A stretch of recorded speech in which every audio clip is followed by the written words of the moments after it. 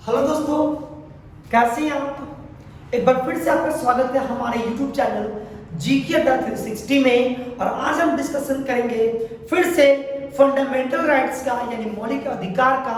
और मेरे भाई, यह फंडामेंटल राइट्स का पार्ट 2 है। अगर आप पार्ट 1 नहीं देखे हैं तो सबसे पहले पार्ट 1 को देखें, जिसका लिंक हम डिस्क्रिप्शन बॉक्स में हम दे देंगे। पहले सबसे पहले आप पार्ट 1 को देखें, उसके बाद पार्ट 2 को देखिएगा।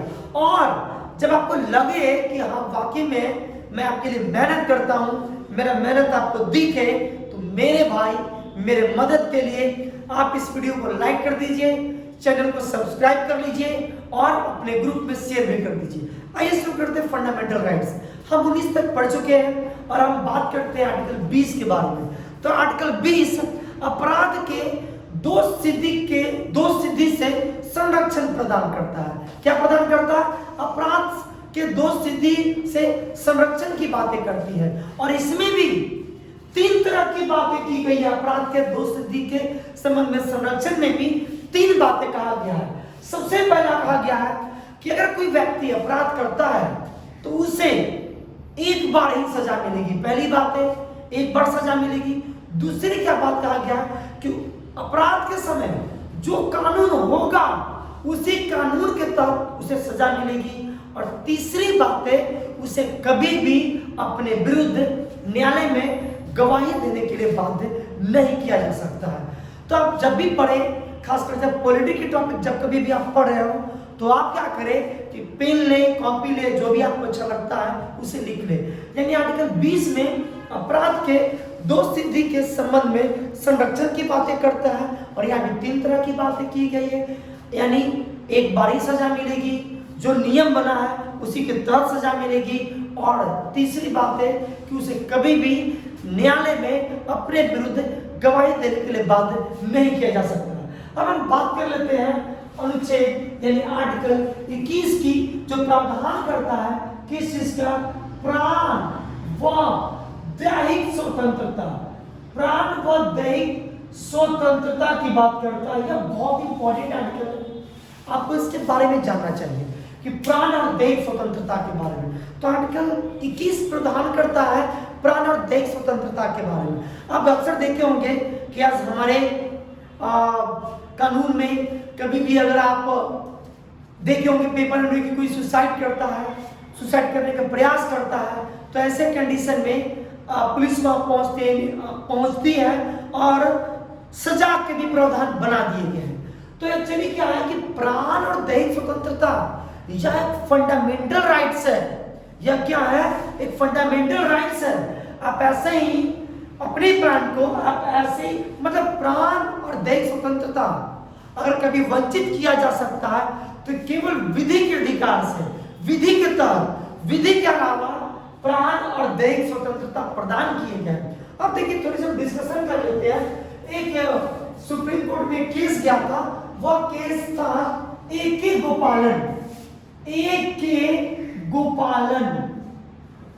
गोपालन बनाम मद्रास राज्य। क्या था? ए.के. गोपालन बनाम मद्रास राज्य।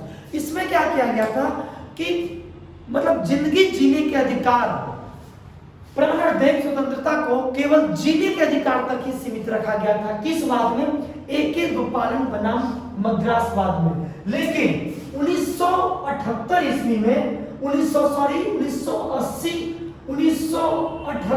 ईस्वी में मेनका गांधी, आप याद कर लेंगे, आप अपनी कॉपी में लिख लें कि 1978 के मेनका गांधी बनाम भारत संघ मामले में प्राण और दैहिक स्वतंत्रता के मूल्य को काफी आगे बढ़ाकर प्राण की स्वतंत्रता को मूल्यांकन किया गया।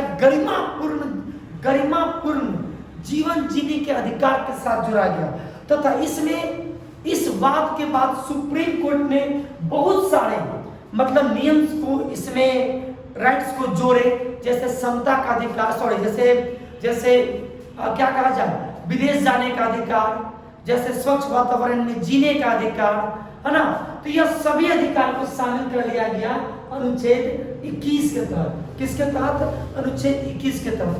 तो अनुच्छेद 21 बहुत इंपॉर्टेंट है और कभी कभी एग्जाम में या कोई भी आपसे पूछ लेता कि बताइए कि जो स्वच्छ वातावरण में जीते हैं ये कौन सा आर्टिकल है, तो यह अनुच्छेद कौन सा 21 है। या अगर आप विदेश जाते हैं तो विदेश जाने भी कौन सा आर्टिकल है 21 है।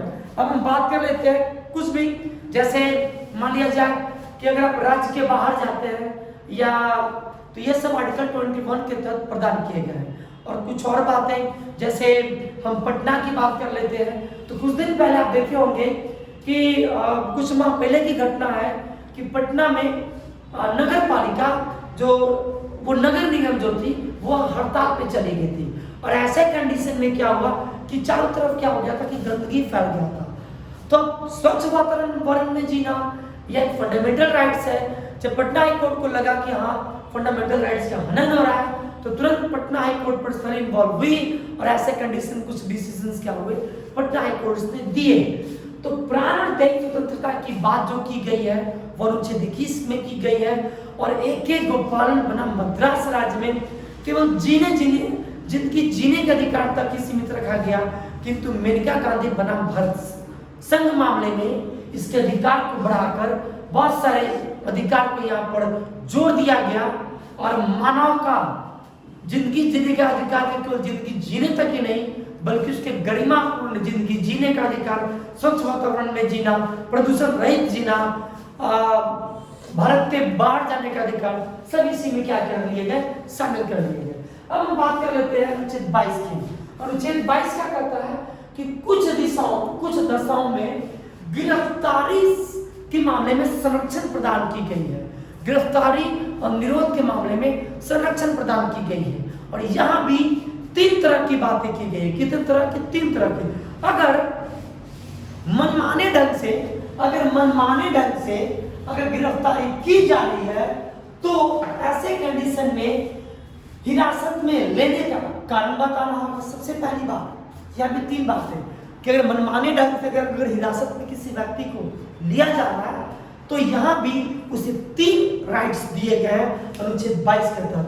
वो राइट्स क्या है तो आपको जानना चाहिए। सबसे पहला कि हिरासत में लेने का कारण बताना होगा। दूसरा, 24 घंटे के अंदर मजिस्ट्रेट के सामने पेश करना होगा, लेकिन आने और ले जाने का जो समय होगा इसे छोड़कर। और तीसरा, अपने मनपसंद वकील से सलाह लेने की क्या होगी, स्वतंत्रता होगा। अब हम बात कर लेते हैं अगली। हम लोग पढ़े थे कि कितने फंडामेंटल राइट्स थे, तो 6 है। कौन कौन है? मौलिक अधिकार 6 प्रदान है। सबसे पहला समानता का अधिकार या समता का अधिकार, दूसरा कौन था? स्वतंत्रता का अधिकार, और तीसरा कौन है? वो है शोषण के विरुद्ध अधिकार। और शोषण के विरुद्ध अधिकार में 2 आर्टिकल हैं, एक अनुच्छेद 23 और एक है अनुच्छेद 24। अब हम बात कर लेते हैं अनुच्छेद 23 क्या कहता है। तो यह बलात् श्रम को निषेध करता है। बलात् श्रम को निषेध। अब आप कहते हैं कि बलात् श्रम क्या होता है, मतलब आप इसे कह सकते हैं जबरदस्ती। किसी भी व्यक्ति को उसके मन के विपरीत जबरदस्ती काम करवाना, या इसी में शामिल किया गया बेगारी। क्या बेगारी? यानी अगर आप किसी व्यक्ति से काम करवाते हैं और उससे उसकी उचित मजदूरी नहीं देते हैं तो इस चीज को प्रोटेक्ट किया गया किसके तहत? 23 के तहत। एक चीज और समझिएगा, जो सबसे पहले लिखा गया है वो है मानव दुर्व्यापार। मानव दुर्व्यापार या आप इसे कह सकते हैं मानव व्यापार, यानी ह्यूमन ट्रैफिकिंग को अनुच्छेद 23 के तहत बैन किया गया है। और ह्यूमन ट्रैफिकिंग में किसको आता है? तो अगर बच्चे को, महिला को या पुरुष को अगर उसकी खरीद बिक्री की जाती है तो यह अनुच्छेद 23 के तहत इसका क्या होगा? उल्लंघन होगा। तो अनुच्छेद 23 में मानव दुर्व्यापार, बेगारी सिस्टम या बलात् श्रम को क्या किया गया? निषेध। अब हम बात कर लेते हैं अनुच्छेद 24 की। और आर्टिकल 24 क्या कहता है? तो आर्टिकल 24 कहता है कि 14 साल से कम उम्र के बच्चों को कभी भी जोखिम भरे कामों में या कल कारखानाओं में क्या काम नहीं करा सकते। तो ये एग्जाम अक्सर पूछे जाते हैं। आर्टिकल 23 क्या कहता है? बलात् श्रम, बेगारी प्रथा या फिर कह सकते हैं मानव दुर्व्यापार को निषेध करता है। और आर्टिकल 24 निषेध करता है बाल श्रम को। किसको? बाल श्रम को निषेध करता है। अब हम बात कर लेते हैं धार्मिक स्वतंत्रता। धार्मिक स्वतंत्रता यह हमारे फंडामेंटल राइट्स के चौथे अधिकार है, जिसका जिक्र हमारे आर्टिकल 25 से लेकर आर्टिकल 28 तक किया गया है। यानी इसके बारे में 25, 26, 27 और 28 डिस्कशन है। चलिए सबसे पहले डिस्कस करते हैं हम अनुच्छेद 25 की। अनुच्छेद 25 क्या कहता है? तो अनुच्छेद 25 कहता है कि किसी भी धर्म को मानने, उसका प्रचार, प्रसार व अंतःकरण, आचरण करने का, यानी किसी भी धर्म को आप अंतःकरण कर सकते हैं, आप उस धर्म को मान सकते हैं, प्रचार कर सकते हैं और उस धर्म जैसा आप आचरण कर सकते हैं। यह बहुत इंपॉर्टेंट आर्टिकल है, जरा समझिएगा। देखिए, आप देखे होंगे कि सिख धर्म में कृपाण, तलवार धारण करने का, कृपाण धारण करने का अधिकार दिए गए हैं। तो क्या कभी इस चीज को बैन किया जा सकता है कि सिख धर्म में जो कृपाण लेकर चलते हैं, तो क्या इस चीज को धार्मिक जुलूस में धर्म में देखते होंगे कि सिख धर्म कृपाण को धारण करते हैं, क्या इस चीज को बैन किया जा सकता है? तो नहीं, इस चीज को बैन नहीं किया जा सकता है, क्योंकि अनुच्छेद 24 क्या कहता है? आचरण, उस धर्म जैसा आचरण करने की स्वतंत्रता आपको है। और अगर सिख अगर कृपाण धारण करते हैं तो वो क्या करते हैं? वो अपने धर्म का आचरण करते हैं। एक और बात आप जानिए, जैसे जैन धर्म की बात कर लेते हैं। जैन धर्म में एक संथारा प्रथा है। कौन प्रथा है? संथारा। जब काफी बुजुर्ग हो जाते हैं, जब मरणासन अवस्था में चले जाते हैं, तो जैन धर्म में एक संथारा प्रथा प्रचलित है। इसमें क्या होता है कि वे अपने अंजल को त्याग देते हैं, अंजल को त्याग देते हैं। जब उनको लगता है कि वो अपने शरीर को त्याग देना चाहिए, मतलब खुद से मृत्यु प्राप्त कर लेना, यह संथारा प्रथा है। तो राजस्थान के हाईकोर्ट में संथारा प्रथा को बैन लगाया गया। अब लगा हुआ कि क्यों ऐसा? क्योंकि आर्टिकल 21 कहता है प्राण और दैहिक स्वतंत्रता, जिंदगी जीने का अधिकार कहता है। और राजस्थान हाईकोर्ट में यह कह के चैलेंज किया गया कि यह जो संथारा प्रथा है, यह संथारा प्रथा यह जिंदगी जीने के अधिकार के ठीक विपरीत है, यानी हमारे फंडामेंटल राइट्स का उल्लंघन करती है। तो बाद में कोर्ट का डिसीजन आया, अभी जो वर्तमान जो सिनेरियो है वो क्या है, तो कहा गया कि नहीं, संथारा प्रथा जो है वह जैन धर्म के आचरण की बात करता है, आचरण की बात है। यानी प्रेजेंट टाइम पे संथारा प्रथा जो है वह प्रचलित है, वह मान्य है। और किसके तहत मान्य है? वह आर्टिकल 25 के तहत। अब हम 26 की बात कर लेते हैं। तो अनुच्छेद 26 में क्या कहा गया है कि किसी भी धर्म का प्रबंध करने का स्वतंत्रता है। यानी कहाँ पे है? वह अनुच्छेद 26 में धर्म का मैनेजमेंट करना है। अब अनुच्छेद 27 की बात कर लेते हैं। अनुच्छेद 27 कहता है कि यदि मतलब राज्य किसी भी व्यक्ति को कर देने के लिए बाध्य नहीं कर सकता है, राज्य किसी भी व्यक्ति को कर देने के लिए बाध्य नहीं कर सकता है जिसका आय किसी धर्म की उन्नति के लिए निश्चित की गई हो। यानी कोई पैसा आता है, कोई पैसा आता है और यह पैसा किस चीज के लिए आता है? तो उस धर्म की उन्नति के लिए आता है। तो ऐसे कंडीशन में सरकार टैक्स नहीं लगा सकती है। और हम बात कर लेते हैं 28 की, आर्टिकल 28 का। आर्टिकल 28 क्या कहता है कि राज्य पोषित किसी भी शिक्षण संस्थान में कभी भी धार्मिक शिक्षा नहीं दी जाएगी। यानी जो पूर्णतः राज्य पोषित संस्थाएं हैं, शिक्षण संस्थान है, ऐसे संस्थानों में धार्मिक शिक्षा नहीं दी जाएगी। अब आपके मन में बात उठता होगा कि बहुत सारे ऐसे संस्थान भी हैं जहाँ पे धार्मिक शिक्षा दी जाती है, तो उसकी क्राइटेरिया अलग है। इसमें 4 तरह की बातें की गई है जिसका हम डिस्कशन अभी नहीं कर सकते।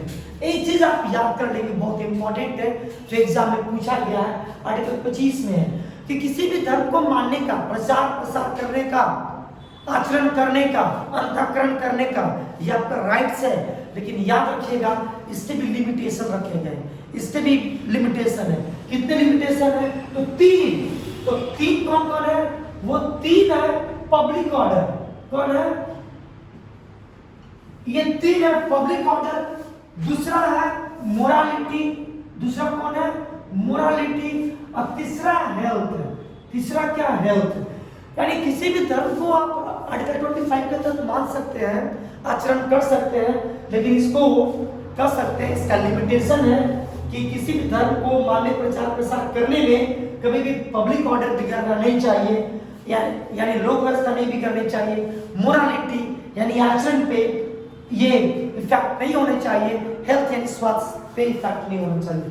तो आर्टिकल 25 को 3 के तहत लिमिटेशन रखा गया है, पब्लिक ऑर्डर यानी लोक व्यवस्था, मोरालिटी यानी सदाचार, और हेल्थ मतलब स्वास्थ्य। अब हम बात कर रहे थे शिक्षा, ये 5वां फंडामेंटल राइट्स का, जो शिक्षा व संस्कृति का अधिकार या संस्कृति व शिक्षा का अधिकार, जो 2 आर्टिकल्स में है, अनुच्छेद 29 में और अनुच्छेद 30 में। और यह जो है, यह डिस्कशन अल्पसंख्यक क्या है, किसका? अल्पसंख्यक वर्ग का। अब आपके दिमाग में आता होगा कि अल्पसंख्यक क्या होते हैं, तो याद रखिएगा कि सुप्रीम कोर्ट में ऐसा डिसीजन, सुप्रीम कोर्ट में यह मामला गया था कि अल्पसंख्यक को डिफाइन किया जाए, तो अल्पसंख्यक के मामले में सुप्रीम कोर्ट ने डिसीजन दिया कि भारत की कुल आबादी का जो भी 50% से कम है, वह सभी क्या है? वह सभी अल्पसंख्यक में आएंगे। अब क्वेश्चन, अब जानते होंगे कि लगभग 80% भारत में क्या है? हिंदू है। तो हिंदू को छोड़कर बाकी जितने भी धर्म है, जैसे पारसी हो गए, जैन हो गए, बौद्ध हो गए, मुस्लिम हो गए, ईसाई हो गए, इस सभी को अल्पसंख्यक में रखा गया। अब दूसरी क्वेश्चन, कभी क्वेश्चन ये भी उठता होगा कि नॉर्थ ईस्ट के लगभग 8 ऐसे राज्य है जहां पर हिंदू की संख्या बहुत कम है, तो क्या उनको अल्पसंख्यक का दर्जा मिलना चाहिए? या फिर आप जम्मू कश्मीर की बात करें तो जम्मू कश्मीर में भी आप देखेंगे कि वहां भी हिंदू की जनसंख्या बहुत कम है, तो क्या उन्हें अल्पसंख्यक की दर्जा मिलना चाहिए? तो मैंने पहले ही कह दिया कि सुप्रीम कोर्ट ने क्राइटेरिया बताया कि नहीं, भारत की पूरी आबादी का, भारत की कुल आबादी का जो भी आबादी 50% से कम है वह अल्पसंख्यक है। अब हम बात कर रहे थे अनुच्छेद 29 की। अनुच्छेद 29 क्या करता है? तो अनुच्छेद 29 अल्पसंख्यक वर्ग को उनके अपने भाषा, उनकी अपनी संस्कृति तथा उनकी अपनी लिपि को सुरक्षित करने का, सुरक्षित रखने का अधिकार देता है, तथा यह भी कहता है कि उनकी भाषा, संस्कृति तथा लिपि के आधार पर उनको किसी भी शैक्षणिक संस्थाओं में प्रवेश से नहीं रोका जाएगा। समझिए, ध्यान से समझिए। 29 कहता है कि अल्पसंख्यक वर्ग अपने भाषा को, अपने लिपि को, अपने संस्कृति को प्रोटेक्ट कर सकते हैं, और साथ ही साथ उनको शैक्षणिक संस्थान में प्रवेश से नहीं रोका जाएगा। किस आधार पर? तो उनकी भाषा, उनकी संस्कृति या उनकी लिपि के आधार पर उनको नहीं रोका जाएगा। अब बात कर लेते हैं अनुच्छेद 30 की। अनुच्छेद 30 क्या करता है? तो अनुच्छेद 30 अल्पसंख्यक वर्गों के शैक्षणिक संस्थाओं को, शिक्षा संस्थाओं की स्थापना तथा उनको प्रशासन करने का अधिकार देता है। तो उम्मीद करता हूं 29 समझ में आ गया होगा। 29 करता है उनको लिपि, भाषा, संस्कृति प्रोटेक्ट करने का, और इसी आधार पर उनको शैक्षणिक संस्थान में प्रवेश से नहीं रोका जाएगा। और 30 करता है कि अल्पसंख्यक वर्ग अपने पसंदीदा शैक्षणिक संस्थान की स्थापना कर सकते हैं और प्रशासन भी करने का अधिकार दिया गया। अब हम बात करते हैं अनुच्छेद 31 किसकी? अनुच्छेद 31 की। तो अनुच्छेद 31 अब फंडामेंटल राइट्स में नहीं है, यह संपत्ति का अधिकार है, जिसको मैंने पिछले वीडियो में बता दिया था कि 44वां संविधान संशोधन 1978 के तहत संपत्ति के अधिकार को हटाकर अब इसे विधिक अधिकार बना दिया। अब हम बात करते हैं अनुच्छेद 32 का। तो अनुच्छेद 32 को कहते हैं संवैधानिक उपचारों का अधिकार, और भीमराव अम्बेडकर ने इस अनुच्छेद को, यानी संवैधानिक उपचारों के अधिकार को आत्मा का, आत्मा, कंफ्यूज नहीं होइएगा कि किस अनुच्छेद को भीमराव अम्बेडकर ने आत्मा कहा है, तो कहिएगा अनुच्छेद 32 यानी संवैधानिक उपचारों के अधिकार को क्या कहा गया है? आत्मा कहा गया है। अब इसके तहत सुप्रीम कोर्ट, यानी संवैधानिक उपचारों के अधिकार के तहत सुप्रीम कोर्ट 5 रिट 5 रिट जारी कर सकती है। कभी कभी एग्जाम में आता है कि बताइए सुप्रीम कोर्ट किस अनुच्छेद के तहत 5 रिट जारी करती है, तो वह कौन है? अनुच्छेद 32।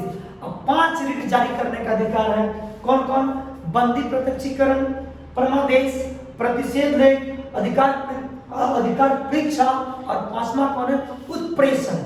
तो अनुच्छेद 32 में संवैधानिक उपचारों का अधिकार है, जिसमें 5 तरह का रिट जारी करने का सुप्रीम कोर्ट को पावर्स दिए गए हैं। तो उम्मीद करते हैं ये सभी बातें आपको समझ में आ गए होंगे। अब हम बात करें अनुच्छेद 33 का। तो अनुच्छेद 33 में अधिकारों का बलों इत्यादि में लागू होने का डिस्कशन किया गया होगा, जब तक आपको समझ में नहीं आया होगा। जैसे हम बात कर लेते हैं अनुच्छेद 33 में क्या है, क्या है अनुच्छेद, हम बात कर लेते हैं अनुच्छेद 33 की। तो जब आप देखेंगे तो बलों में, फोर्स में, जैसे आप सेना में जाएंगे तो उनके यहाँ एक अलग राइट्स होते हैं। आपके बहुत सारे फंडामेंटल राइट्स पे वहां पर कुछ नियम कानून उस पे बंधे होते हैं। तो इसी चीज का डिस्कशन कहां पे किया गया है? अनुच्छेद 33 में। तथा अनुच्छेद 33 को तहत हमारे पार्लियामेंट को फंडामेंटल राइट्स के मामले में रूपांतरण करने की शक्ति भी प्राप्त है। अब बात कर लेते हैं अनुच्छेद 34 का। तो अनुच्छेद 34 क्या कहता है? तो आप इसको एक शब्द में टेम्पोरली समझ लें कि मार्शल लॉ के बारे में हम जानते हैं।